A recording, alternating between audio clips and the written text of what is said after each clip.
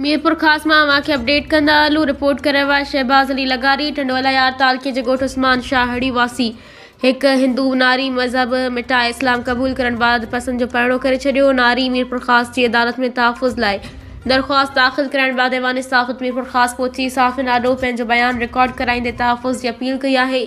नारी उस्मान शाहड़ी वासी 20 वरियनि जी मारिया धी शामू भील जी रिहायशी आहे, जे इस्लाम कबूल करण बाद पंहिंजो इस्लामी नालो नायला शेख रखियो आहे। नायला शेख यूसी डेंगाणू बोज़दार जे ॻोठ चंद्रू मुहाजिर वासी 29 वरियनि जे नईम मेयो राजपूत सां निकाह करे छॾियो आहे। नए मुसलमान थींदड़ औरत पंहिंजे बयान में चयो आहे त हू पंहिंजे मुकमल रज़ा ख़ुशीअ सां इस्लाम कबूल कयो आहे। ताली नईम राजपूत सां प्यार जो परिणो कयो आहे। हिन ख़दशो ज़ाहिर कंदे चयो त संदसि माइटनि ऐं कुझु मक़ामी माण्हुनि खां जान खे ख़तरो आहे, जंहिं करे हुन शामू अशोक अजय सोढो वाशू भील सफ़्तर अकिलाणी शरीफ़ अकिलाणी अली खान अकिलाणी अख्तर अकिलाणी ऐं ॿियनि ख़िलाफ़ तहफ़ुज़ जी अपील कई आहे।